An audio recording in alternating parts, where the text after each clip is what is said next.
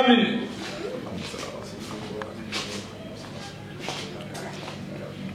Amen. Amen.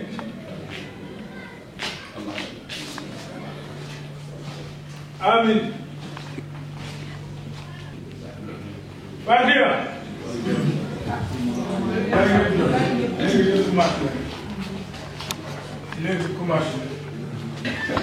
maa ngi nuyu yéen ñëpp kenn ku ci nekk sa tur ak sa sant di leen di ñaan tamit ngeen dal ak jàmm ngeen baal ma tamit parce que woote bi dafa gàtt ndaxte bu ma jotee salle bi c'est pas prévu parce que maa ngi doon laaj salle bi ay vers fin octobre ay novembre yooyu tax ñu ne ma loolu yëpp c'est plein week-end bi rek la libre mais quand même teew ngeen maa ngi di remercier bu baax a baax waaw di remercier tamit ak di dalal jàmm sunu député monsieur Alhaji Demba Sow di koy nuyu di koy ñaanal mu dalal jàmm adjoint Badou Sow coordinateur ñu ngi leen nuyu maa ngi koy nuyu di nuyu Khouri Mbaye kooku mooy secrétaire communication di nuyu Oumar Wele coordinateur 13 waaw di nuyu Fatou Sidibé mooy adjoint coordinatrice waaw di nuyu Marie Ba moom mooy adjoint Khouri Mbaye secrétaire communication des fois dañ koy jëlee ci groupe bi kii mooy Malaw Wañ coordinateur di leen di nuyu yéen ñëpp di leen di ñaanal ngeen dal ak jàmm waaw parce que depuis élection législative yi passé boobu ba léegi gisuñu lépp loolu lañ gis nag dafa am li nga xamante ne dañ fa war a taxaw ngeen xool lu jaar yoon ak lu jaarul yoon ci élection yi ndaxte boobu ba léegi gisewuñu moom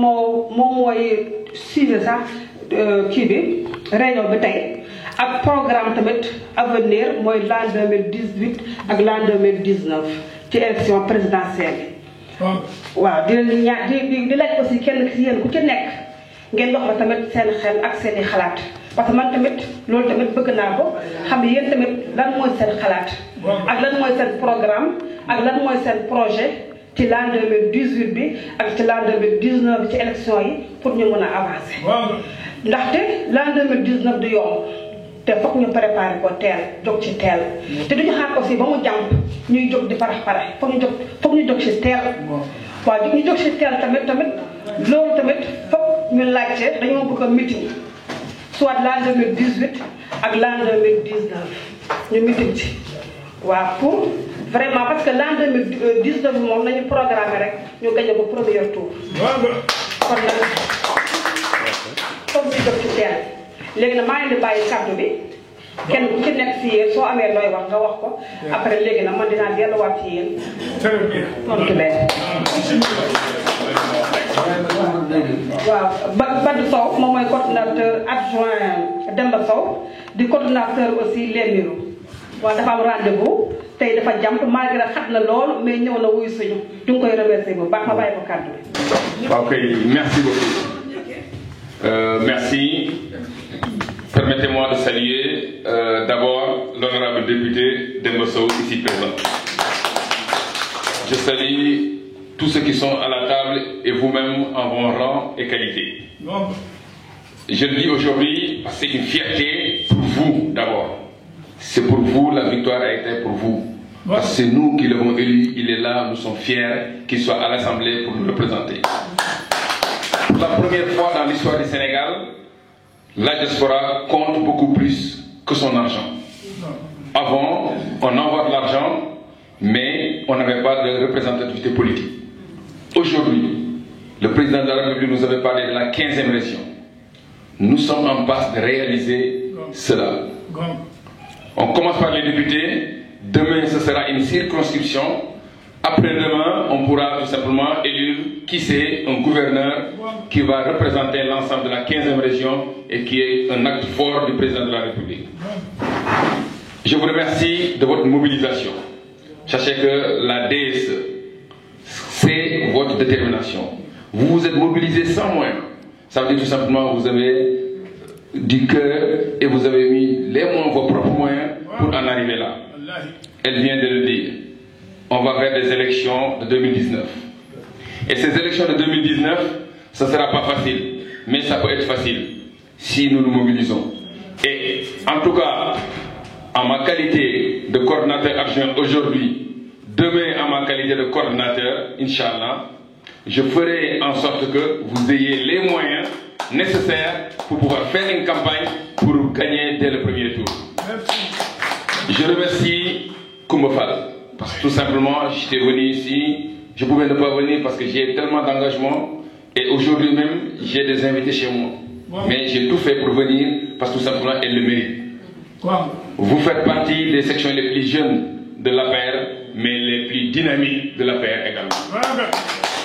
Ça, c'est à votre honneur et c'est pour cette raison que nous tous, nous nous mobilisons pour venir ici vous remercier.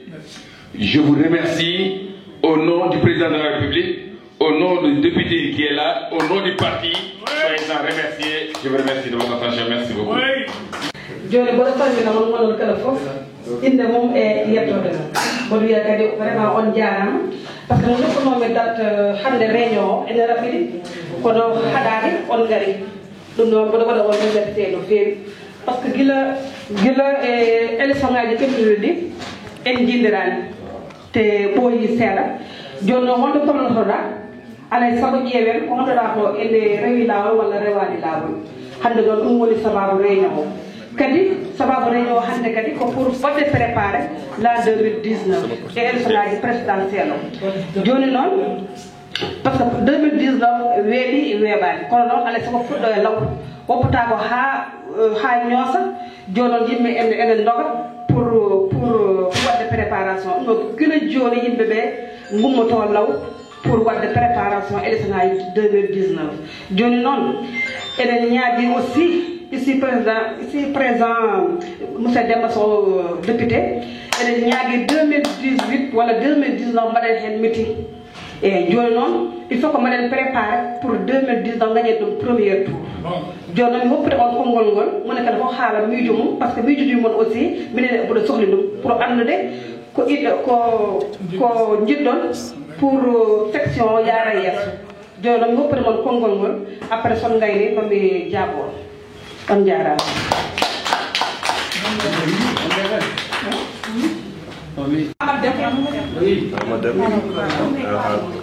assalamu aleykum bandiraɓe mi calminama on juurama mi salmini woni kala inde mum e yettode muɗum mi salmini dendagal ɓiɓɓe sénégal naaɓe kala ko wawi tawede min salmini ɗum min cuuro ɗum min neli ɗum duwaw ñaagi ɗum duwaw mino noon mbiyetemi ko Aboubacry Deme pour mi andirede noon ko Amad Deme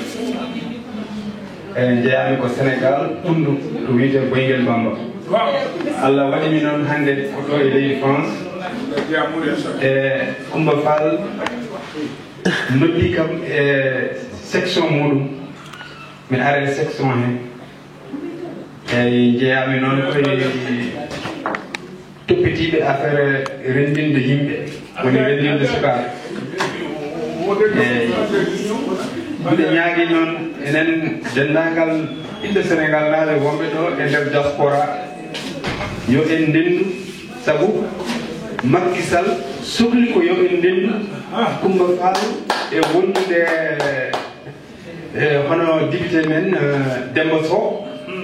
ɓe fof ɓe cohli ko yo en ndendu konen nanɗo goto mbawen liggade leydi meɗen leydi men wawa yarude yeeso e noddago ngo noon woppani hay goto noddi ko kala ɓiɗɗo Sénégal naajo to wawi tawede ene nodda e dental sabu ko dental wawi hokkude en ko darteten ko 2019 ko no wini weeɓata kono no weeɓi holko taki wiyede weeɓata so tawi woni en ndendani so en jokki dani no weeɓi sabu so en ndendi kala dental ko rendi wawa gaynude hunde ɗum noon eɗen cohla e dendal e man Aboubacry Deme la tudd maa ngi wuyoo ci tur Amad Deme sénégalais la sama wolof bi nag wolof tukulóor la ngeen bañ ma rek maa ngi dëkk ci région Tambacounda fu ñuy wax Boyguel Bamba maa ngi fii ci Paris Coumba Fall daf maa woo ci section bi ma ñëw ci section bi man nag ci xale yi laa feete man may mobiliser xale yi pour comment on dit pour ñu ñëw ñu teew lépp lu ñu war a def kon nag maa ngi woo ñëpp ñu continuer di booloo parce que mbooloo mooy suñu doole élection 2019 bi nag dafa wax ne du yomb na mais du yomb lu tax parce que bu ñu tasaaroo rek du yomb bu ñu nekk toujours di booloo di ànd nekk benn ku nekk sensibiliser fu ma nekkal dina yomb parce que man bu élection bi kii bu ñu ñëw di defar ay date yi sama cousin sama kii yëpp ci foyer yëpp damay daw pour jëlaat leen rendez-vous pour ñu mun a inscrire carte d'identité yi pour ñu mun a am seen carte électeur ba léegi maa ngi continuer parce que keroog damaa yóbbu ñetti nit damaa fanaan liggéey ñëw wàcc au lieu ma dem tëdd nelaw non dama leen di yóbbu d'abord bu ñu inscrire bu pare ma ñëwaat sama kër bu tëdd kon nag nañu continuer di booloo Coumba Fall loolu la soxla Demba Sow loolu la soxla tamit président de la république loolu la soxla parce que mbooloo muy suñu doole kon nag jàmm ngeen jox ka yow alaaw yow sa taayoo bi mun na ñaaw de salaamaaleykum maa ngi nuyu yéen ñi fi nekk ñëpp ñi ma fi fekk ak ñi ma fi fekk di commencé nuyoo bi ci Coumba Fall suñu mag sama tata suñu maire Tour suñu président tey nag ñun ñëpp ñu ñëw derrière Coumba bu baax la koo woyow ñëw rek dafa am lu ko téye kontaan naa trop tey nag délégation la waroon a fi li mais dañu am génte moo tax ma ànd ak ñi sama mag bi kontaan nañ trop ci victoire bi kontaan nañu ci monsieur le député aussi bi mooy 3e fois ñu ngi gisee ñu ngi ñaan yàlla gisee bi gën a yokku ñu dund ba Coumba tamit rejoindre ko nag moom tamit député yàlla mën na ko yàlla ko def ñu ngi leen di sant di leen gërëm kontaan nañu ñun tamit ñun jigéen ñi comme député bi moom moo fi teewal Macky Sall dañuy dégg tout le temps ci dëkk bi ne dafa am ay financement yoo xam ne mu ngi ñëw nekkul ne dañu bëggee nag mais dañuy dégg tout le temps financement yi ngi ñëw mais ñun suñu côté boobu ñun gisaguñu dara xëy na bu beneen yoonee su demee conseil mën nañu waxal nañ ñun gisuñu te soxla nañ ko ñun ñëpp ay jigéen lañu te bëgg nañ nag am dara suba liggéey suñu dëkk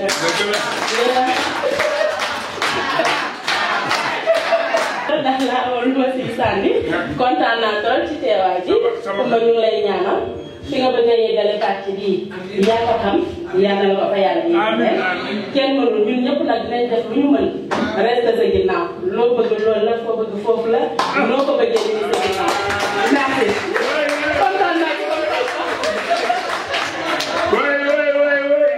sa wax bi day neex na yëpp nag xam nga lu ma bëgg nag nga montré ma sa tailleur bi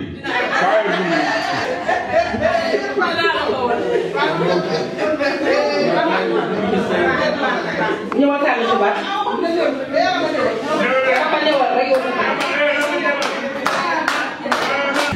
salaamaaleykum. waaleykum salaam wa rahmatulah. maa ngi leen di nuyu yéen ñëpp seen tur ak seen sant. di sant yàlla bu baax. di sant yàlla di yonent bi tedd bi sallallahu alayhi wa sallam. kon boog tey dañ ñëw pour daje pour la première fois comme la présidente l'a dit Coumba Fall ñu kontaan ci trop ñun ñëpp ci ñëw bi comme tey jii ñuy wax tey jii ku fi teewul tey rek da ngaa mënul ndax dafa jàmpoon lool Coumba nag ñu lay sant di la gërëm vraiment nit ku baax nga. nit ku am yar am tekki macha allah yàlla na continuer te kaw te kanam rek. waaw ba ci dem mooy yaay laa la xam mais Coumba macha allah yàlla rek laa lay bàyyi. ñu ngi sant tamit suñu député ñu woote mu ñëw teew loolu neex na trop jërëjëf ñu ngi lay remercier Demba Sow merci sa kii bi yàlla nañ ci jëm am ndam li nga ciy séntu yaa ko xam yàlla na ko yàlla def ñun ñëpp liñ ciy bëgg yàlla defal ñu ko ñi ñaan yàlla tamit ñaanal Coumba tamit ñu dem ba ñu tamit ñu nekk place député ndax loolu dañuy ñaan ndax ku ci nekk rek tey ku fi nekk tey di avancement nga bëgg moo tax ñu nekk fii kon boog loolu laa amoon lu ma ciy wax te tamit di delluwaat ci li Awa wax rek ndax tamit ñun ñëpp ku ci nekk boo di def dara da cee bëgg dara ndax ku di ne kuy def rek daa am na loo tax a jóg mag muy lu ko yëngal ne lu yëngu rek la ko yëngal ko ëpp doole te fii ku ci nekk rek li nga yëngu ku nekk am nga loo bëgg te bu doon suñu sago la tamit ñu tamit ñu ñuy jàppale ndax ñu mën a dem ndax ñun ñëpp a bëgg a ñibbi Sénégal ndax Sénégal ñun ñëpp a ko moom ñun ñëpp a ko bokk bu demee bu nekkee ci kaw ca kanam ñun ñëpp ci kaw ci kanam loolu la ñun ñëpp loolu la ñuy souhaité maa ngi ñaan yàlla ñun ñëpp fi ñu bëgg fii ñu fi tax a jóg ñun ñëpp ku ci nekk la tax a jóg suñu borom jàppale ñu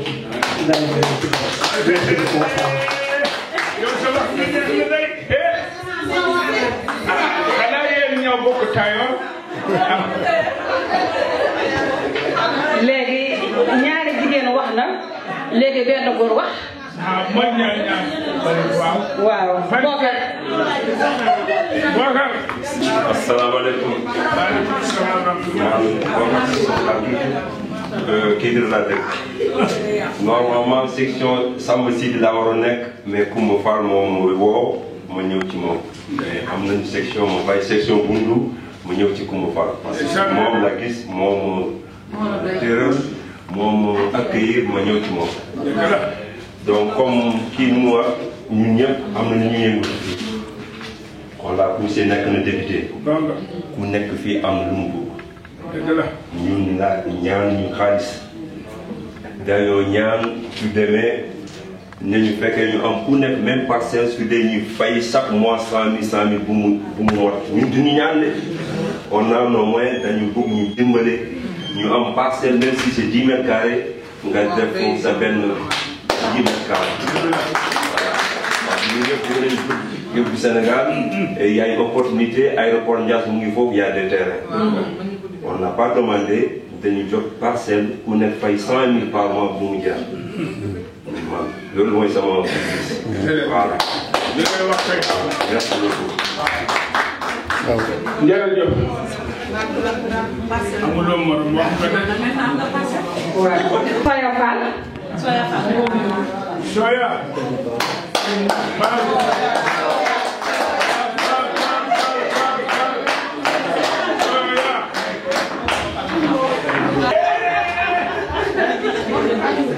asalaamaaleykum maa ngi nuyu Soya Fall laa tudd waa bokk ci section préservation waa di man maa nekk bay mobilisé ci ñu mobilisé nit ñi laa bokk waaw maa ngi nuyu ñëpp ñu fi teeru di nuyu monsieur Demba Sow waaw di nuyu Malaw di nuyu Coumba Fall di nuyu Khouri Mbaye di nuyu Fatou Sidibé Marie Ba waaw di nuyu ñëpp ñu fi teewu tey waaw man nag bon sama wax du ci sori waaw damay remercier ñëpp kontaan ñëpp di nuyu ñu fi teewu ñëpp tey waaw sama copine ñi ma invité ñu dama leen wax nañ ñëw rek ñoom ñëpp ñu ñëw bokk si ñëw waaw donc maa ngi nuyu ñëpp ñaan yàlla yàlla ko yàlla yóbbu kanam waaw ba Macky Sall gagné 2019 waaw ñaanal Demba Sow tamit dem kanam waaw Coumba Fall tamit di ko ñaanal un jour mu tam mu nekk député moom tamit waaw maa ngi sant ñëpp di gërëm ñëpp merci li way wax waay man ni laa bëgg ci jigéen mu timit tuuti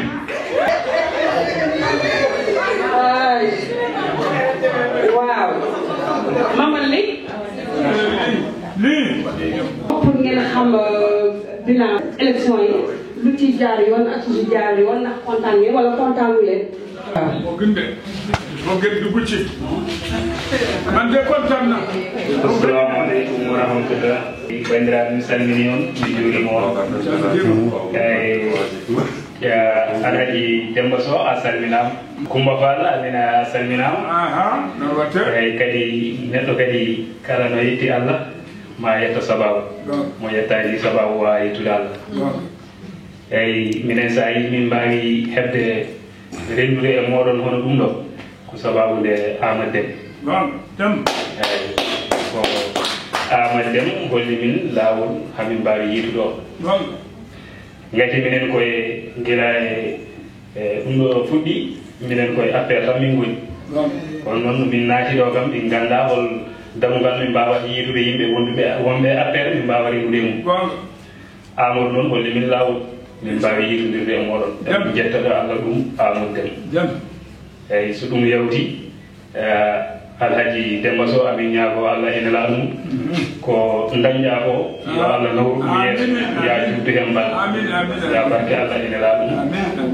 Coumba Fall ne annene ko jokkuɗa ko yo Allah hokke doole wawde yettinde anniya ko faandiɗa hen eyyi ɗum noon haala assalamu aleykum salmini jarama seydi mbimi noon ko ya tinno so neɗɗo woni e Sénégal a ala debbo wolof a ala suka wolof a wawata wolof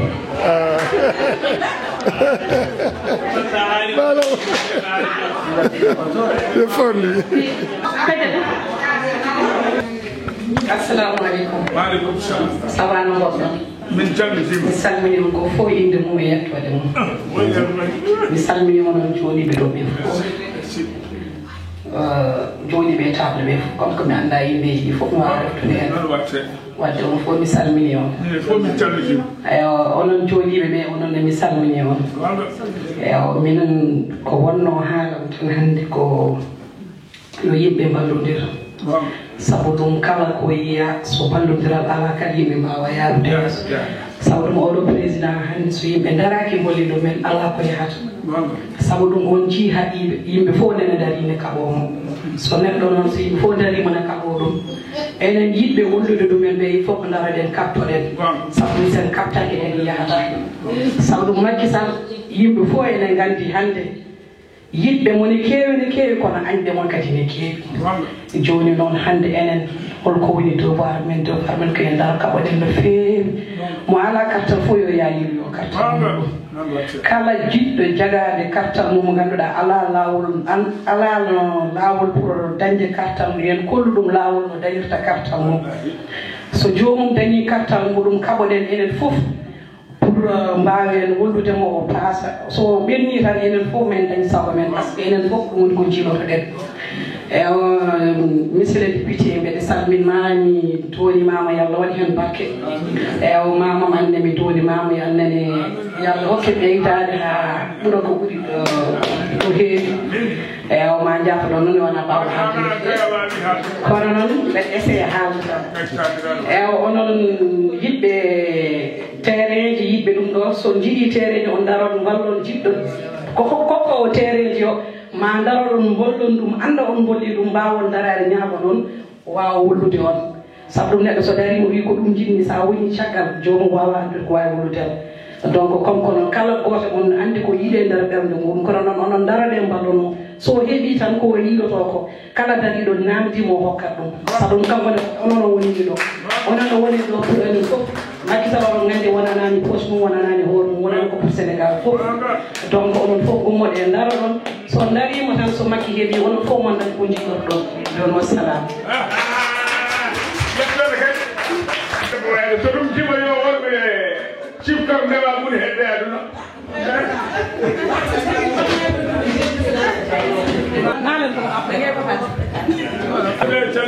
bandiraɓe fof on calminama on juurama on jettama hande calmini ceerno Demba Sow député men inchallah kadi en ñaguinimamo Allah yo ɓoyɗi hen ɓoyɗi hen ɗon département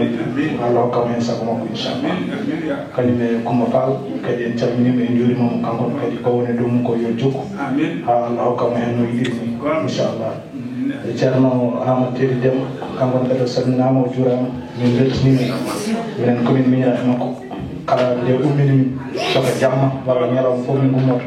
ko caggal makko tan min keeɗi ko yiɗi ko ko ɗum min mbaɗata kala ko andi min mbattata inchallah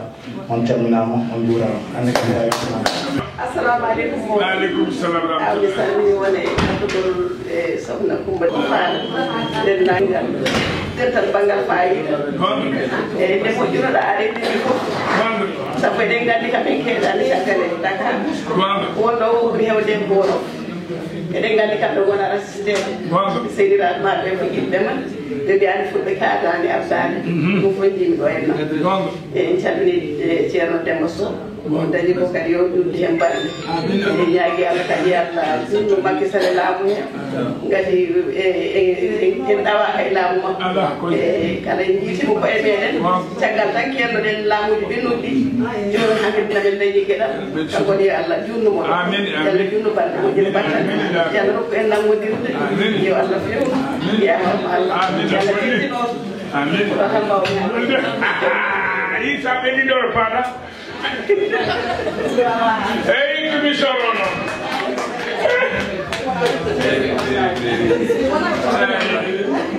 bon kon ñu jox kàddu gi xool bi do haalde moon hadde bi dottude Fori Mbaye ko bugga wax ko bugga wax dara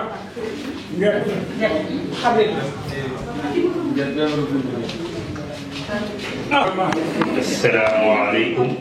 warahmatullahi ta'ala wabarakatuh. Alaikum salam. Inchalmina mon feewi. Elaaji Demba Sow assalmina mon feewi. Kumbo Fall assalmina mon feewi. Andi min belti ñalawma hande o no feewi élection ngaji ɗinnuɗi koɗi paasi ko amin belti no feewi e donno min dañi koko min jinno ko ɗum tagi ñalawma hande o min belti no feewi saɗa haɓay neɗɗo a liɗimo poɗɗa ko weltade ɗum tagi ñalawma hande amin belti Sénégal waɗi fodde 46 coalition Macky fiiɓe pourquoi o fiiɓe par ce que o jogii ko goonga o jogii ko nuumɗal o jogii ko yiɗde yimɓe ɓe ndewi caggal makko mawɓe leydi ndi ndewi caggal makko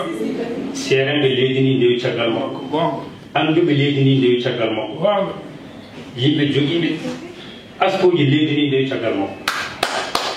ɗum tagi o waawi gañaade leydi ndi ɓe o yaadi ɓe ko ɓe mbaɗatno ko donno wona e gonga ɓe gonno eɓe ñaama jawɗele leydi ndi eɓe mbaɗa tiriyaga e leydi he eɓe mbaɗa politique ɓe mbaɗi utilisé politique maɓɓe ha yetti woni nokku so tawi noon aɗa ngabba est ce que leyɗe ɗo kaaɗi ɗo ko ɗon tan kaata ɓe donki ɓe noyyi par ce que koye fenaɗe ɓe gonno ɓe funti yimɓe ha yetti won nokku ɓe donki ɓe noyyi ɓe garti ɓe jooɗi oɗo élection noon ɓenni en gañima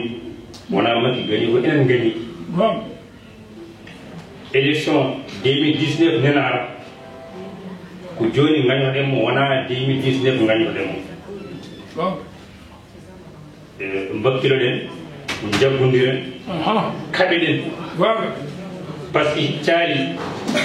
so tawi Sallu iwi tan caali yanat donc noon ina wayno hannde ko enen goni calɗi Macky par ce que minen gila 2011 amin mbaɗa piye 20 € min nodde yimɓe ngara min mbaɗa fof ha ñande min mbaɗi piye Macky ari min coodi ñamde o ñaami hen o jooɗi min kaali ha yetti hannde mi meeɗan yaltirde caggal yimɓe wonduɓe Macky mi meeɗan yaltirde caggal hay ñalawma goto kadi mi hulani hen hay batta par ce que ko Macky jinmi wona APR tan jinmi ha ko Macky jinmi yidde APR ina woodi jiɗa APR par ce que ɗiɗi place ɗum ina woodi min noon wona place dartumi ko Macky dartumi ko Macky jinmi ɗumɗe fof kadi ina jerniɗi hen alaji ndemo somi mbaɗemo ko rimi foye Saint Just ndew ari ɓe mbimo kala garnoɗo ɗo so gañima artata min mbi alaji Demba Sow sa gañima woto artuɗo tanga ko Macky jiɗɗa haysa artan ɗo 5 ans ɓinni a artan ɗo ñande gartuɗa ɗa min wonde maɗa tanga a yiɗi Macky ñande noon jaltuɗa e Macky min jaltema woto artuɗo ni kalmi ko ngongoli woni ki non woni mon dari ni jodi ngat Coumba Fall premièrement ko neɗɗo moƴƴo feewi ko neɗɗo tedduɗo parce que amin jogui haqqillaji min ndewi caggal makko min ji ko waɗat o accani hay goto o yawani hay goto o wiyani min mbiɗa jogui tan après mbiɗa waɗa politique ngare en force o wiya noona o funti yimɓeɓe o noddiɓe ɓe ngare makko o hollani ɓe yeeso ɓale o hollani ɓe hay goto ɗum tagui min ndewe makko min section ngaji baɗɗiɗo e nder Paris ina keewi mi meeɗani jabde yadiri mi section so wonari section Coumba Fall waɗi o par ce que min darni fof mbaɗa hande section mbiya yimɓe ndewani am tan janggo mi firti mi batti goɗɗo ɗum yiɗiman ɗo ha heewi ɗum ko felande gonɗa e dow mum a waɗani politique a yiɗani APR a yiɗani Macky ƴewata ko entraînement a heɓani entraînement ɓirta ko mbaɗɗa ko ɗum woni section ngaji baɗaɗo e nder Paris fof feccata ko noon amin tawa réunion fof woɓɓe hen garda ko sans juste mbaɗɗa réunion par ce que soɓe garani sans juste hayɗaɗo goto arata soɓe gari ɓe nodde min mbaɗɗale ha yimɓe jippo ɓe kaala ko weeli ɓe jaha laabi mabɓe par ce que entraînement ɓe darata ɗum noon minen e komin jii ko Demba Fall non Demba Sow waɗi élire député l'extérieur du Sénégal e ina wayno hannde ko kanko woni code hakkunde men e Macky Sall ko kanko woni téléphone hakkunde men e Macky Sall ko kalaten ko kanko wawi yittinde muɗumen enen mbawɗen ko wallude ɓe caggal woto ɓe jande par ce que ken calli mabɓe ko heddi ko kamɓe mbaɗata ɗum noon yoɓe mballu en e ko nafata en e ko nafata leydi ndi wasifuji ɗi e ɗum ɗon ina kaale ko heewi mbimi on konngol wadde utilisé woni konngol ka politicien bonnantuma ko duuɓi sappo garoyoji bonnantama ñande kalɗande konngol bonnantama ñande kalɗande ko duuɓi sappo garoyoji konngol bonnantuma ɗum noon so tawi aɗa haala wat utilisé ko kalata ko moƴƴi ko ɗum woni ko wattinde hay neɗɗo goto wawa haalde hunde bonde ha bonna Sénégal on ala duuɓuji jimɗe Sénégal ɗi ko hoorema tan bonnata a wawa bonnude Sénégal ko jiɗɗa fof kala ɗum ko haajuma kono a wawa bonnude Sénégal a wawa sewnude yimɓe Sénégal ɗum noon amin jetta Allah no feewi amin jetta Allah no feewi amin jetta Demba Sow amin jetta Coumba Fall no feewi amin caggal Allah amin caggal moon mbakkiluɗe tan ko oɗon wonde e Macky hamin maaya amin wonde e moon min jakkata hen kadi caggal tay ɗum ɗum noon mi salmini on no feewi haalaki ene heewi gasata kono noon taw o heewani oɗon mbawi yaafade no feewi nanɗo hen ko weeli yaafo nanɗo hen ko metti yaafo ɗum noon mi salmini on no feewi jarama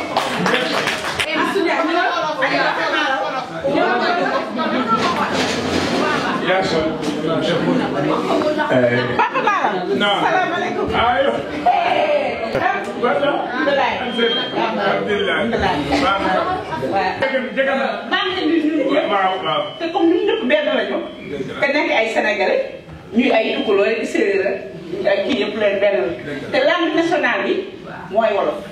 ku waxati tukulóor da nga wolof monte luñu parce que ñun duñu comprendre lan la ñuy wax te boo toogee si jitaay comprendre loolu ñuy wax ba du la c'est pas question donc loolu nag dama koy yokk rek pour mu avancer li mu wax mooy nee na bu fekkee na nga ànd ak nit da ngay booloo nag booloo mooy doole ki ku bëgg Macky da ngay jàppale Macky bu ñu bëggee Macky gagné il faut que ñu booloo 2019 ñëpp waxandoo d'une même voix àndandoo jéem a def benn say waaw benn say jàppale Macky mais képp koo xam ne yaa ngi wax lu bon wala di xeex Macky xeexoo Macky sa bopp ngay xeex parce que Macky ñi nga xam ne mooy les principales composantes du Sénégal moom la ñu àndal yàlla daf ko may loolu en général daal loolu la wax yàlla may na ko muy nitu diine yee yëpp Macky la ñuy jàppale moo tax yàlla may ko fi mu ne nii malgré coalition yu bëri yi amoon yëpp yàlla may na ko ndam ci élection yi te incha allah 2019 loolu la ñuy ñaan aussi moo tax booy xeex nit xalaatal ne xeexoo nit ki sa bopp ngay xeex. loolu daal kon nag Khoury Mbaye am na nga ko si yokk na ci mu ne moom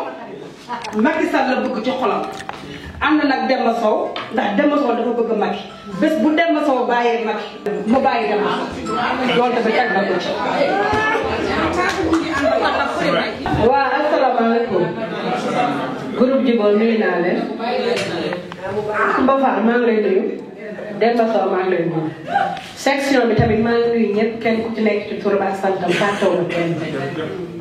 damay ñëw ci ñi nga xam ne moom nga ñëpp wax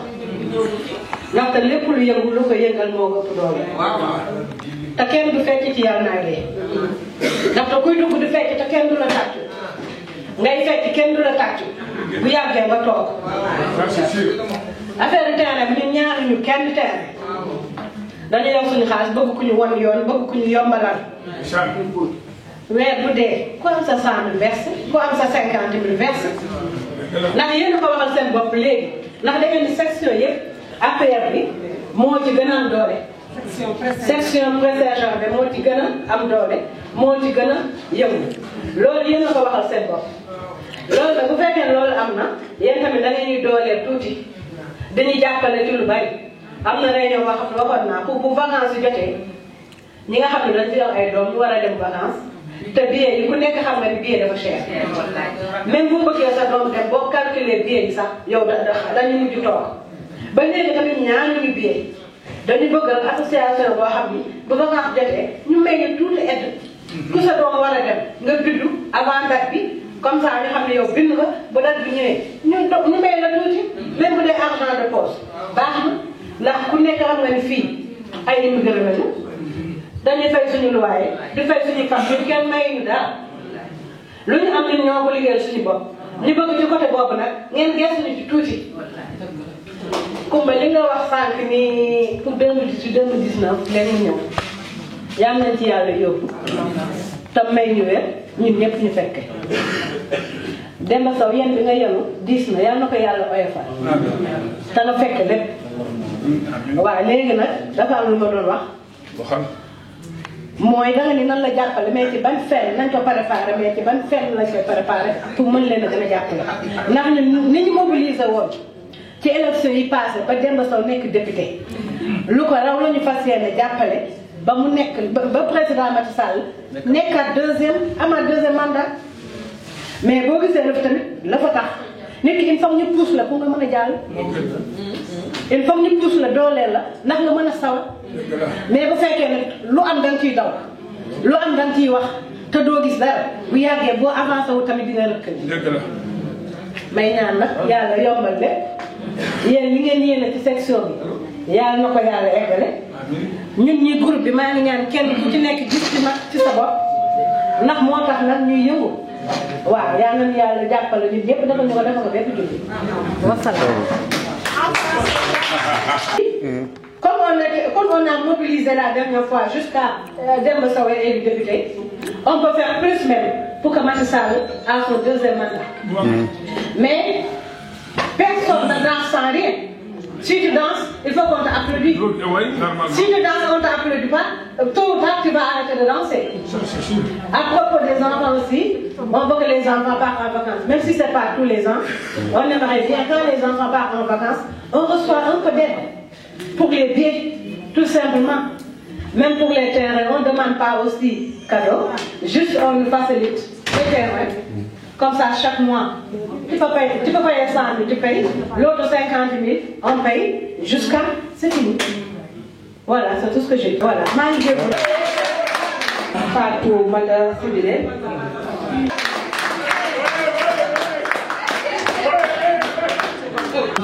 asalaamaaleykum. maa ngi leen di nuyu kenn ku ci nekk si turam ak ci santam. vraiment toogaay bi rafet na lool. waaw maa ngi nuyu sama madame la présidente Koumba Fall honorable député Demba Sow te ñu koy ñaanal yàlla après 2019 président de la république pour papa parce que jekk na nag su nekk président de la république à l'avenir voilà yàlla na ko yàlla def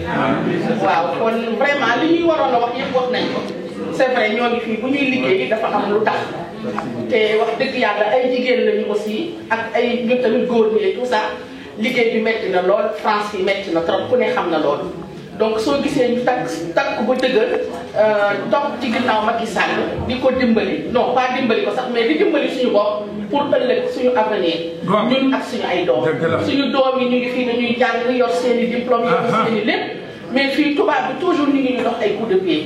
donc on en a marre de ça lu ñu bëgg vraiment dellu suñu dëkk ak suñu njaboot yi ñoom itamit ñu am fa ay place di liggéey ñu destuñu ñun jigéen ñi ak góor ñi nga xam ne ñoo ngi nekk fii si diaspora bi sonn bay bëgg a dee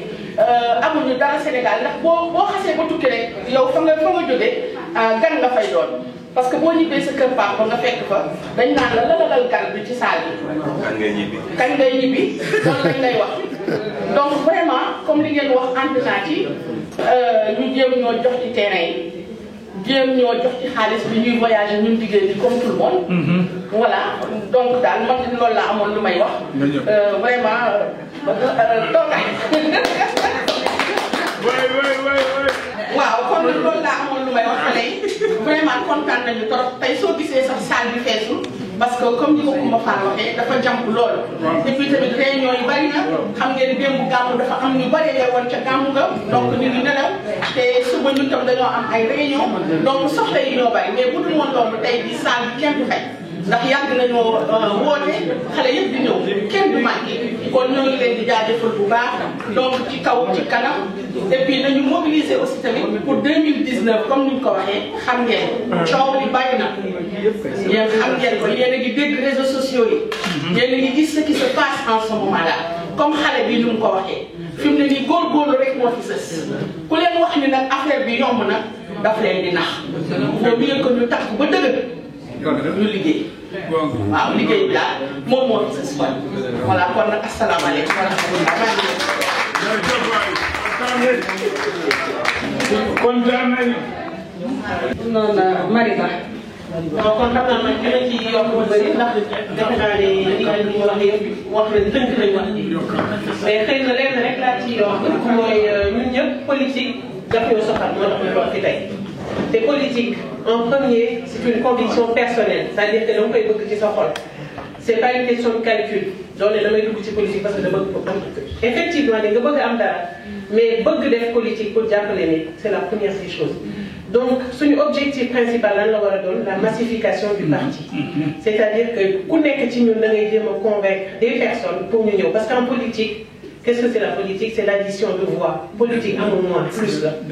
benn voix plus benn voix mooy tax ñuy gagner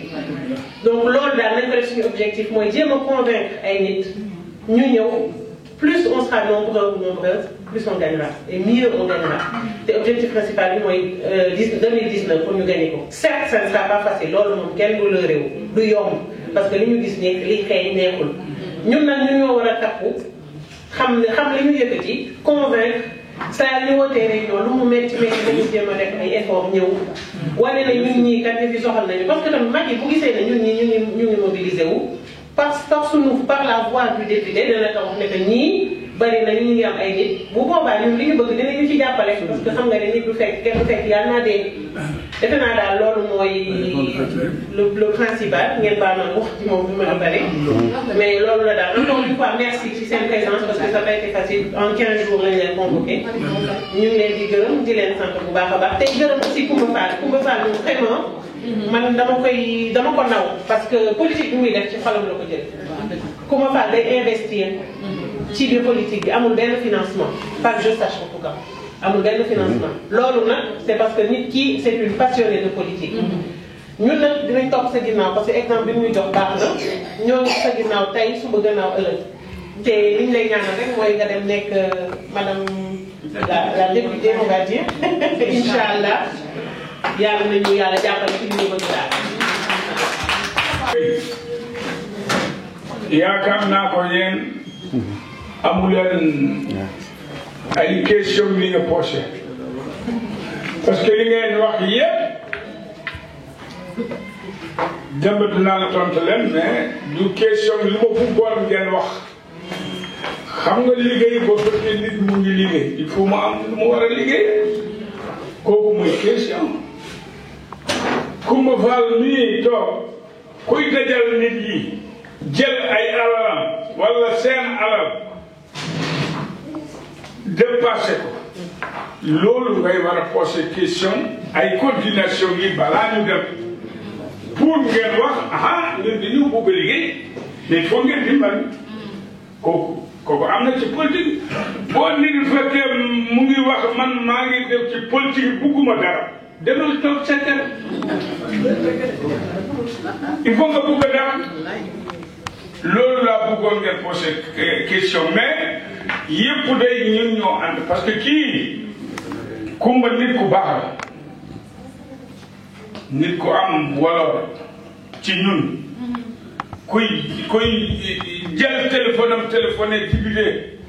Dakar maa ngi toog man mal kooku ay nit la du nit tey rek ëllëg nga bay ma kooku baaxul kii nit boo jàppee nit ba àdduna bi tas moom doo ko bay ñun tam ñu ngi ci gannaaw moom boo ñaanee ñu ngi ci sa gannaaw boo ñaanul ñu ngi ci sa gannaaw maalaw day xam naa ni yàlla xam naa ni maa ngi fi dem mu ngi Sénégal mais loo bugg fii ma yegg dinaa ko waxtaan ak ñoom parce que nit na asalaamaaleykum.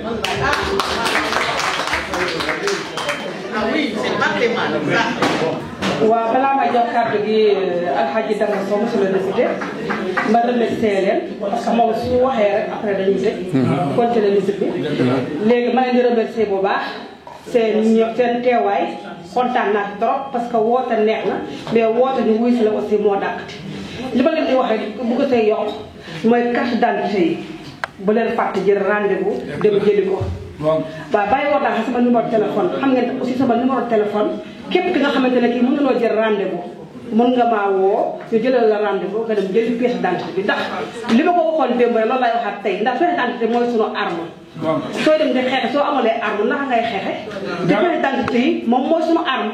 l'an 2019 dañ koo soxla prix mondial pour gagner élection yi kon nag foog ñu dem jëli carte d'identité yi wax leen ko seen doom yi parce que xale yi tamit soo leen puusulee ñu dem jëli carte d'identité yi duñ ko def kon nag foog ngeen puus leen convaincre leen yéen leneen jaral sax ngay leen dem leen nañu ànd ngeen ànd ak ñoom ñu jëli seen pièce d'identité ndax dañ ko soxla trop pour 2019 li may leen wax aussi di koy wax aussi présence monsieur Demba Sow que dañ fa bëgg a def meeting mobilisation parce que yi kenn ku ci nekk mooy am nañu 150 membres kenn ku ci nekk am nga xarit kenn ku ci nekk am nga doom ñu mobiliser wu ku nekk indi say nit ñu daal di wax pour 2019 ñu gagné ko premier tour parce que bëgg naa ni neex na trop mais tamit nga jàppale nit ki bés bu amee moom tamit dina xam ne kii jàppale na ma kii war naa seet ak loxo kon nag lu ñu ot jaay di wax rek loxoy kajoor dafay weesu la waaw di leen di remercier bu baax di wax ne nag vraiment encore merci beaucoup jërë ngeen jëf waaye bandiraɓe sehilaaɓe mbaɗa salmina mon onon fof mono kala fof inde mum e yettode mum mi weltima no feewi garal mon par ce que rendez-vous juutade kono tahaade on ngari won saɓe onon fof wiide on kadi carte d'identité ji ɗi aussi oto beltirde ɗum ƴette rendez-vous jehon gaddoyon carte d'identité mon so tawi kadi on mbawa ƴettude rendez-vous son kalni kam mami ƴettude rendez-vous onon jahan gaddoyon par ce que saɗa yaha aɗa haɓoye ala sago jogueɗa jogi ko jogi sawruma sa ala ko joguiteɗa a wawa haɓede ɗum noon harande ko carte d'identité o ɗum noon jeehe gaddoye carte d'identité mon eyi enen jiiɗi APR eɗen jiiɗi Macky Sall eɗen jiiɗi kadi o gagnant 2019 ɗum noon ala sago gummoɗen guila joni daroɗen kaɓen par ce que haalaji ɗi heewi Sénégal haalaji bonɗi ɗi heewi Sénégal mbiɗa hay goto andetani hay goto eɗen gonno leydi teranga jiiɗo koddiɗo guure ɗe foof so yi en ene waɗa en naw par ce que kawral gongal Sénégal ngal kono joni haalaji ɗi ene heewi toon pour leydi men dal wasa bonde ale sago ngumba den daroɗen Macky Sall par ce que eɗen cohlimo ko gorko moƴƴo ko président moƴƴo président jam président arsugo sabu o ari tan fetawo yalte Sénégal onon gandi oɗo ko président arsugo ɗon ngumba den daroɗen pour jam inchallahu rabbi on jarama merci ale mo hoka partirɓe wi wolko yiɗo ɓeydo hen so gayni Alhaji Demba Sow min noon mi nanata pulaar wolof laay wax léegi ñun li ñuy ñaan mu ngi nii suñu député bu ñaawul bi bu ma première dame ñëwee nañu recevoir ndax ñun ay jigéen lañu te jigéen ak jigéen nag ñoo mën a waxtaan góor ñi tamit ngeen ñaan Demba Sow mu recevoir leen ñu xam kan mooy Presse Saint-Germain parce que il faut aussi tamit mbooloo bu toll ni ñu mën a wane suñu bopp voilà ñu mën a wane suñu bopp ñu xam ni ñun ñoo ngi fii ci dëkk voilà ñu recevoir loolu la ñu bëgg ñu wax nag ñun tamit suñu ay yaay voilà waaw jërëjëf loolu laa xam lu wax waaw merci Fatou Sidibé léegi ñu ngi jox kàddu bi Alhaji Demba Sow sunu député kon nag sàccu leen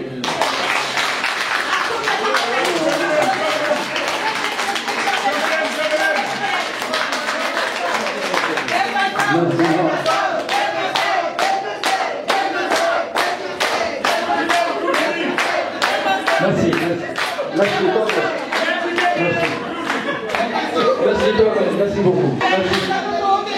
Merci.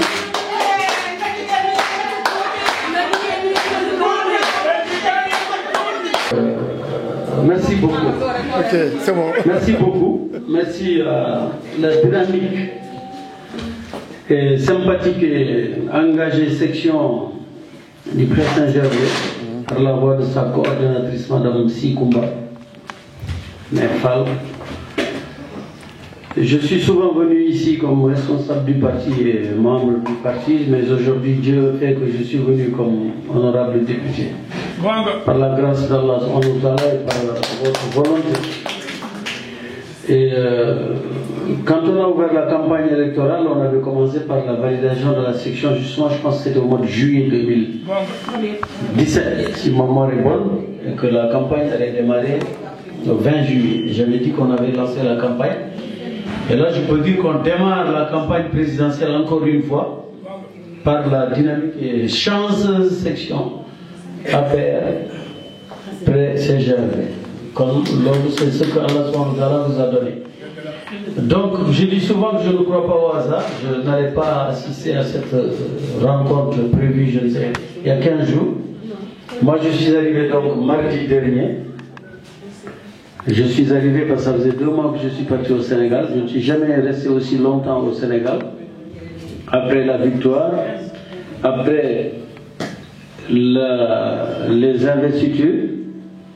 il y a eu beaucoup de choses. On est tous des parents, des pères de famille, des mères de famille. Vous connaissez la France, c'est un pays, comme je dis souvent, c'est un pays où même si tu veux te coucher, il faut que tu te lèves. Parce qu'il y a tellement de choses à faire. Alors que chez nous, même si tu veux te lever, tu ne peux pas parce que tu te lèves, il n'y a rien à faire. Donc chacun de nous, c'est les préoccupations de la France. Alors j'étais venu régler les problèmes, mais aussi en profiter pour rencontrer le parti, la coalition de Novokakar, les Sénégalaises et les Sénégalais, pour les remercier de cette formidable victoire que nous avons eue tous ensemble. Donc ça ne pouvait mieux commencer. J'ai vraiment fait le maximum pour caler cette rencontre dans mes diverses préoccupations personnelles, politiques ou associatives. Étant entendu que demain, Inch'Allah, on n'en a pas parlé, il y a une rencontre à laquelle je convie avec la députée femme Diana Bassène qui était venue avec moi à Agnières, une salle que vous connaissez je pense, pour justement qu'on échange, qu'on discute, qu'on vous fasse un compte rendu de mandat. Parce que si vous nous avez mandaté à l'Assemblée nationale pour vous représenter, même si on n'a pas encore commencé. Mais il faut qu'on vous dise ce qui s'est passé depuis le 14 jusqu'à maintenant. Moi c'est comme ça que je vois les choses. Donc le 8, demain, Inch'Allah, cette heure-ci, il faut qu'on soit ensemble pour échanger, pour discuter. Mais ce n'est que dans ce cadre-là, c'est des salutations, des remerciements et des informations. Point. Il n'y a pas un autre, les autres choses viendront le moment venu. Chaque chose en son temps. Donc, je reviens au remerciement de cette section par la voix de sa coordination, évidemment par la voix des militantes et des militants. Sincèrement, ce n'est pas pour vous caresser dans le sens du poil. C'est que sincèrement, c'est une section comme une section politique doit être. Madame Mariba l'a dit tout à l'heure, M. Nguet l'a dit, nombre de personnes qui sont intervenues ont parlé de comment il faut faire pour massifier un parti, comment il faut faire pour défendre le bilan du président de la République, parce que il ne faut pas entendre, il faut faire comme dit Sidiki Diabaté et Wali Seck. Laisse-les parler, alhamdoulilah. Il faut les laisser parler. Il faut les laisser parler. C'est une chanson que j'aime beaucoup. Laissez-les parler, alhamdoulilah. On continue, parce que c'est les grands meilleurs artistes aujourd'hui en Afrique. Et pourtant, qu'est-ce qu'on ne dit pas sur eux? Qu'est-ce qu'on ne dit pas sur le président Macky Sall? Est-ce que vous avez jamais entendu le président Macky Sall répondre? Plus il parle, plus lui il travaille. Et nous, on est à l'image de notre président. Parce qu'on l'a élu pour qu'il travaille. Vous m'avez élu là-bas pour que je vous représente. Ce n'est pas parce que j'aille faire du tourisme, ou que je roule dans des hôtels, ou que je roule dans des 4x4 en remontant les verres teintés, les vitres teintées. Ça ne m'intéresse pas, ça ne vous intéresse pas. Nous sommes les enfants du peuple. C'est nous qui faisons le pays. C'est comme je dis souvent, ce sont les petites mains qui font des grands travaux. Dans les usines, ce sont les ouvriers qui réussissent les meilleures voitures, les meilleures chaussures. Aujourd'hui, le président de la République française a des problèmes parce qu'il fait des choses, les ouvriers ne sont pas d'accord. Donc, il n'est pas, c'est pas de tout repos. Donc, sans nous, rien ne peut se faire. Sans vous, rien ne peut se faire. Donc, je suis heureux d'être parmi vous ici. Parce que je suis à ma place. Si le président sait que je suis ici, il va dire voilà, il connaît son rôle. Et donc, je remercie encore une fois cette initiative. Et c'est ça aussi faire la politique. Parce que le principe, même se rencontrer pour parler, c'est déjà donner une information. Parce que d'autres disent, ah oui, mais on ne va pas se réunir, on n'a rien à se dire. Non. Si on se réunit déjà, le principe d'arrêter une réunion, c'est déjà s'informer, échanger. Vous trouverez bien un sujet de conversation, un sujet d'échange, et puis vous allez vous voir. Vous allez montrer vos vous allez discuter de choses et d'autres, de toute façon. Et en plus, la chance de cette section, c'est qu'elle est en majorité composée de femmes dignes, courageuses, travailleuses, des mères de famille, respectables, respectées, à l'image de ce qu'on voit dans la salle. Vous avez aussi des ouvriers, comme mes cousins à plaisanterie, les Mamadouli, les Amadoudem, les Sissoko, les Ebele. C'est ça aussi la force de ce parti. C'est un parti populaire. Et, quand on dit populaire, on est venus tous ici pour travailler. Nous sommes en majorité des ouvriers. C'est nous qui faisons ce parti-là. Et personne ne pourra faire quoi que ce soit dans ce parti, c'est sans nous. Tout se fera avec nous. Parce que nous sommes la cheville ouvrière, nous sommes les racines de ce grand baobab que représente l'APR. Donc, moi je sais que la tâche ne va pas être facile. Mais en même temps, comme l'a dit tout à l'heure Demlenguet, quand il y a l'unité, quand il y a la confiance aussi. Parce que moi, je ne peux pas régler tous les problèmes du monde. Je n'en ai pas la capacité. Seul Allah subhanahu wa ta'ala peut faire les choses. Mais au niveau de ma modeste personne et de ma modeste responsabilité, on va s'organiser. Je viendrai ici, je prendrai des doléances. On va voir ce qu'on peut régler. En France, on n'a pas besoin d'argent, on n'a pas de puits, on n'a pas besoin de pont, on n'a pas besoin de route, on a besoin de papier généralement, administratif. Les femmes ont besoin de projets. Je connais le nombre de Sénégalais parce que j'ai eu la chance de travailler 4 ans au consulat, au contact des Sénégalais pour vivre au quotidien leurs problèmes administratifs. Nombre d'entre eux n'ont pas de carte de séjour parce que leur passeport n'est pas à jour. Nombre d'entre eux n'ont pas d'aide médicale d'État parce que sans passeport, tu ne peux pas avoir l'aide médicale d'État. Et sans l'extrait bon, sans carte d'identité bonne, tu ne peux pas avoir de passeport. Donc tous ces petits détails font que ça mine le quotidien et l'existence de beaucoup de Sénégalaises et de Sénégalais en France. Alors on en parlera à qui de droit pour voir comment on peut faire pour que les Sénégalais qui ont l'asile politique mauritanien puissent revenir sénégalais. Enfin, je caricature à peine pour pouvoir avoir leur papier et leur carte de séjour. Comment on peut faire pour que des gens... On connaît tous comment on se débrouille dans ce pays-là pour vivre. Mais à un moment donné, comme je dis toujours, la réalité finira par rencontrer ce qu'on avait fait pour pouvoir vivre. Et à ce moment-là, il va falloir trouver des solutions. Et nous serons là-bas pour poser les problèmes à qui de droit, pour trouver des solutions, ou essayer de trouver des solutions. Mais il ne faut jamais promettre ce qu'on ne peut pas tenir. C'est pas possible, quoi, parce qu'on n'ira nulle part. Je n'irai nulle part. Donc voilà, je remercie encore une fois Allah subhanahu wa ta'ala, je prie sur le prophète Mohammed sallallahu alayhi wa sallam, je remercie les miens, je vous remercie, le président de la République vous remercie. Quelqu'un disait tout à l'heure que je dois être le code entre le président et vous, effectivement le député de la diaspora, au-delà même du président, parce que le président a des ministres, a des directeurs généraux, des responsables avec qui on va traiter. Comme je le dis souvent, le président c'est comme le meilleur joueur dans une équipe de foot. il ne peut pas rencontrer tous les supporters, mais il y a des présidents de clubs de supporters qui travaillent avec les supporters pour rapporter les préoccupations des supporters à Messi ou à Ronaldo ou à Cavani ou à Neymar, que sais-je. Donc, nous serons vos interlocuteurs auprès de nos responsables politiques et de nos responsables du pouvoir. Je vous convie donc à cette réunion demain, Inch'Allah, d'échanger les remerciements pour ceux qui le peuvent, puisque pour un court séjour en France, et si Dieu me prévient que je reviens pour beaucoup plus de jours, on échangera, on fera des tournées, on ira voir les gens. Pendant ces 5 années-là, ce sera à cheval entre le Sénégal et l'Assemblée nationale. L'Assemblée nationale se trouve au Sénégal. Même si je suis élu par la diaspora avec Midiane Hassen, c'est au Sénégal que nous allons siéger. Et à la fin des sessions, c'est d'ici que nous revenons vers vous pour vous dire ce qui a été fait, ce qui va être fait. Faire les pays d'Europe aussi, parce qu'il y a 7 pays qui composent le département pour lequel vous nous avez brillamment élus le 30 juillet 2017. Hier, on était à Sarcelles pour saluer, assister à une conférence pour la première sortie du nouveau Khalif général des Tidjanes. Et c'est l'occasion pour tous les musulmans que nous sommes ici pour prier pour le repos de l'âme de l'illustre guide religieux Al-Amin, qu'Allah subhanahu wa ta'ala l'accueille dans son céleste paradis. Cette conférence a été enrichissante à plusieurs raisons, parce que Koumba Fall vient de dire que au Sénégal, il y a une déperdition des valeurs et des mœurs. L'insulte est devenue quasiment une fatia. C'est quotidiennement qu'on s'insulte. Plus personne n'a conscience que insulter de père et de mère, je vous dis, c'est devenu banal et c'est effrayant, parce que le Sénégal n'était pas ça. Et aujourd'hui, personne n'est en mesure d'arrêter ça. Et on ne sait pas ce qui se passe. Pourtant, les gens sont bien, ils vont à la mosquée, ils s'habillent. J'ai fait la tabaski là-bas, le tam kharid là-bas. Les gens sont joyeux, les femmes sont belles, les gosses courent, les mecs sont bien habillés. Mais chaque fois que tu ouvres une radio, tu la refermes tout de suite. En tout cas, moi, je la referme tout de suite. Parce que nous, on est en France. On a grandi en France. Sa fille vient de se marier il y a 2 jours. Je suis grand-père. Mais nos enfants n'osent même pas s'habiller comme on va s'habiller là-bas. Les filles que nous avons la chance d'avoir en France, mais sont des filles extrêmement bien élevées, extrêmement bien habillées, extrêmement pieuses, qui nous respectent. Mes meilleures amies, ce sont mes filles. J'en ai 4, alhamdoulilah, j'ai un garçon de 25 ans. Je l'aime bien, mais les relations ne sont pas les mêmes.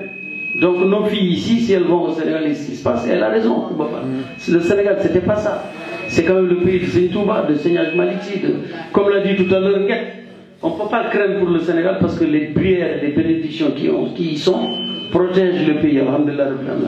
Donc tout ça aussi, ça fait partie de faire de la politique aussi, c'est restaurer des valeurs, restaurer une certaine dignité que vous avez tous et toutes ici, que nous avons tous globalement, quoi. Et qu'il y en a aussi quand même au Sénégal, il ne faut pas non plus généraliser. Donc, je remercie votre présidente, coordonnatrice. Je suis venu avec mon ami Malo, vous connaissez Malo, parce qu'au-delà de son côté, c'est quelqu'un aussi d'une grande fidélité. C'est un ami, c'est un homme très engagé qui aime beaucoup le président de la République, Macky Sall, qui aime le Sénégal, qui aime son pays, un homme d'une grande dignité aussi. On peut avoir son côté toujours rieur et un peu chahuteur, mais c'est quelqu'un de profondément digne et de profondément pieux. Et moi je sais que je suis avec lui quotidiennement, il m'a beaucoup apporté. C'est pour ça que je vais souvent avec lui. Donc je vous remercie sincèrement, je suis heureux que ma première sortie politique officielle en tant que député se passe dans cette formidable section de affaires Pré-Saint-Gervais. Encore une fois, le hasard fait bien les choses. Bonne chance, bon courage et bonne continuation. Je sais qu'un jour,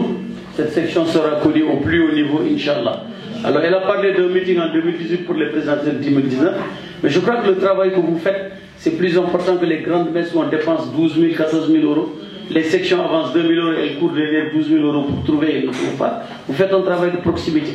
Mais un jour, ce travail de proximité pourra sortir. Il suffira d'avoir une salle et puis de cotiser chacun ou de vous donner une subvention de 1 000 euros, faites des payes, on fait un grand meeting, une grande rencontre. Il n'y a pas besoin d'inviter les ministres du Sénégal, on n'en a pas besoin.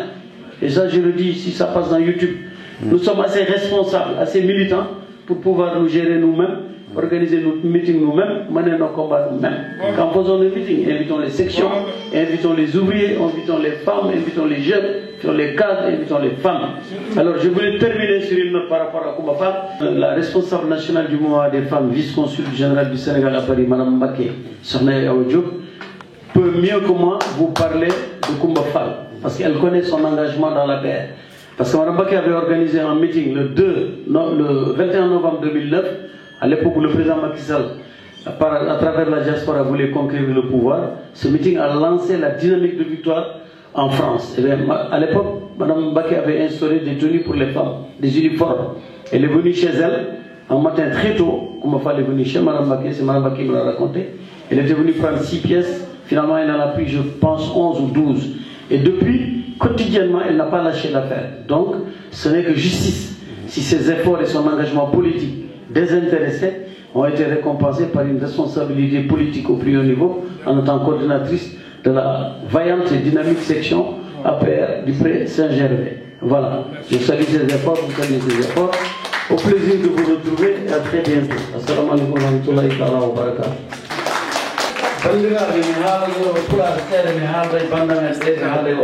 Madame Ndiaye Bouri ont raison, mais en même temps, le premier, am na ñu bëri bu ñu jógee Fouta dañ jàll Sénégal pour defar passeport jël avion dem dégguñu wolof jànguñu école non te bu ñu ñëwee fii dañuy dund ci foyer yi dund seen biir dëkk seen diggante kon amuñu occasion fréquenté bay dégg wolof quoi lu dul as tuut liñ ci dégg maanaam voilà am jëlal indi kaay mais wax yenn wolof yi boobu xóot ba mel ni ma koy waxee jafe na ci ñoom quoi mais du loolu kese la du leneen c'est comme ñoom bu ñu nekkee ak français yi aussi liggéey rek moo leen boole kon seen français leerul seen wolof rek i doon yi loolu kese la moo tax ma bëggoon sànni ñaari kaddu rek pour ñoom bandiraɓe sehilaɓe ko yettude Allah e weltanade Allah e juulede Allah sallah sallam e weltanade jinna men e waliyaɓe meɗen e sernaɓe meɗen e wiide on ko Allah waɗimi onon Allah ɗon mbaɗimi député e gommimi Sénégal ko talata hande ko aset mi hawre wiñum section APR président Gervais mo ganduɗa gardinɗon ko madame Sy Koumba pour andirade Koumba Fall e wona maire noon Allah andi ko waɗata bammaɗo wi Allah watta ko hanay par ce que foof ko ɗo fuɗɗino somi ari hande noon en tant que député mi fuɗɗorima ɗo mi hawre nguuɗo baɗɗo Allah waɗata ko hanani encore une fois par ce que ko section daraniɗo leydi ndi daraniɗo président Macky Sall onon haaɓe ɗo ɓe foof on kaali neɗɗagal président Macky Sall on kaali nuuɗal makko yankinade makko lesdikinade makko e yidde mo kadi liggade Sénégal kadi président Macky Sall mi ɓurmi yidedemo fof o waɗi ɗum ɗo koko ɓennata wutte laamu mawo liggu ɗum goɗɗo aɗa ɓorno mais hade makko liggidde wutte o noon mawo yolde wutte o ñande fof guppaɗo bulaɗo pasaɗo ha jaɓi on ɓorni ɗum kala nde woodi goɗɗo yiɗata ɓornade o tulmintama o seedarama o frowastama enden ɗum tagi jaggirɗen e makko eɗen ligganomo eɗen liggoɗo e makko eɗen liggano kamen eɗen liggano leydi meɗen donc min mbawi wiide on tan no gorɗon ni goore noon kadi ko section nandirɗum machallah oɗon kersodira ɓaɗani yimɓe so jurum e kersa woni hakkude yimɓe tan mbawata wondude mais malheureusement so ɗonuji gurɗen hannde ɗi hay goto aɗa yafrako haydara aɗa yafrako so tan yoji demo sokkilo député o noon dani a wawi miijade ko jagguɗ a wawi miijade ko haajuji tan mais ɓerde makko omo yima mais onon ko jiime moɗon ɗon muñodira kala ɗo muñodira e kersa e pamodal woni liggey e ɓooyde wonat ɗon mais kala ɗo sababu woni felore woni sikkitade woni wasi muñde woni ko yaadu gertogal ɓoyjude fof wattinde tan koye plat mola am bettoɗa ko donc min mboɗo waɗi admiré ɗum ɗon e moɗon ko sincèrement loolu fof wax ko pour yo ɓuridde ɗo ɗemane limay rafetde ci seen section bi parce que anda bala mu rafet il faut ñu muñalante baalante quoi c'est-à-dire léegi ah xoolal dem soo dem na Sénégal weer léegi woowul kenn mais man da nga naan ah su woowul rek dafa jàpp xam nga loolu mooy rafetal àndandoo